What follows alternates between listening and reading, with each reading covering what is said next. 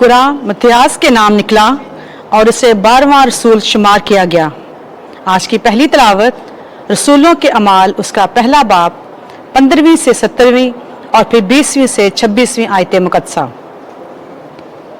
एक दिन पतरस भाइयों के दरमियान जिनका शुमार 120 के करीब था खड़ा होकर बोला, ऐ मर्दो भाइयों, उस नविश्ते का पूरा होना जरूर था जो रूह कुद्दस ने दाऊद की जुबानी उस यहूदा के हक में पहले से कहा था, जो यीशु के गिरफ्तार करने वालों का रहनुमा हुआ। वो हम में गिना गया और उसकी खिदमत में शरीक था। मज़ामीर की किताब में ये लिखा है कि उसका मस्कन उजड़ जाए और उसमें कोई बसने वाला ना रहे, और ये कि उसका ओहदा दूसरा ले ले। बस जो लोग बराबर उस मुद्दत तक हमारे साथ रहे जब खुदावंद यीशु हमारे साथ आमदरफ्त रखता रहा, यानी यूहन्ना के इस्तबाक से लेकर खुदावंद के हमारे पास से उठाए जाने तक, लाजिम है कि इनमें से एक हमारे साथ उसकी क़यामत का गवाह बने।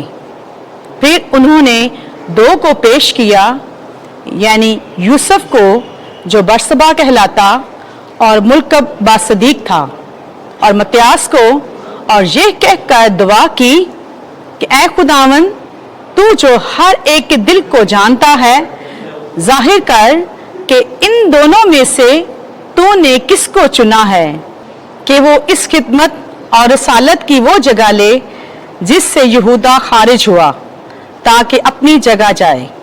और उन्होंने उनके 12 में कुरा डाला और कुरा मत्तियास के नाम निकला। बस वो 11 रसूलों के साथ शुमार किया गया। पाक कलाम के पढ़े और सुने जाने पर खुदावंद की बरकत हो। ज़बूर 112 जमायती जवाब हेलेलुया। हेलेलुया, ए खुदावंद की आबदो सना गाओ, खुदावंद के नाम की हमद करो। इस वक्त से लेकर हमेशा तक खुदावंद का नाम मुबारक हो। जमायती जवाब हेलेलुया। आफ्ताब की जाए तुलू से ले उसकी जाए गुरूब तक खुदावंद का नाम मुमदो हो। खुदावंद सब कौमों पर मताल है, उसका जलाल इफलाक से आला है। जमायती जवाब हेलेलुया। खुदावंद हमारे खुदा की मानद कौन है, जो आलम बाला पर तख्त नशीन है, फिर भी फरोतनी करके आसमान और ज़मीन पर निगाह करता है। जमायती जवाब हेलेलुया। वो मस्कीन को खाक से उठा लेता है और मोहताज को खसो खशाक से ऊंचा कर देता है, ताकि उसको उमरा के साथ, हाँ, अपनी उम्मत के उमार के साथ बिठाए। जमायती जवाब हेलेलुया। आमीन। खुदावंद आपके साथ हो। इंजील मुकद्दस यूहन्ना के मुताबिक, ऐ खुदावंद तेरी तमजीद हो।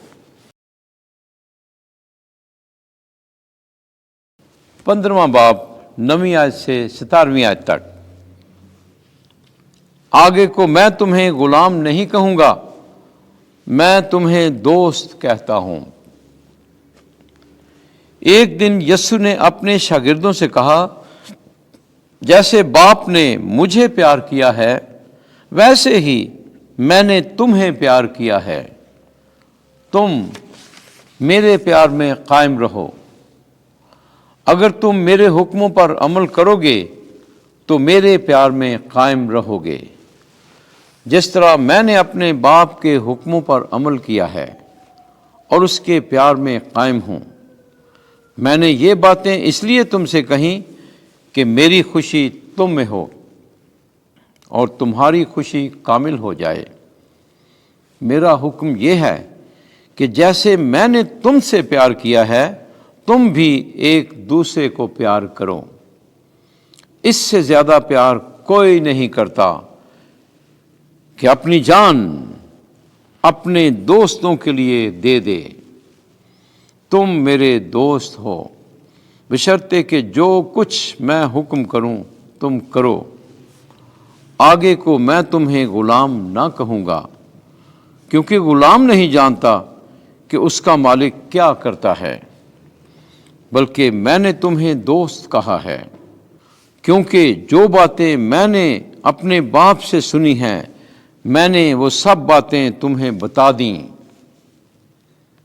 تم نے مجھے نہیں چنا بلکہ میں نے تمہیں چن لیا ہے اور تمہیں مقرر کیا ہے کہ تم جاؤ اور پھل لاؤ اور تمہارا پھل باقی رہے، تاکہ تم میرا نام لے کر جو کچھ باپ سے مانگو وہ تمہیں دے۔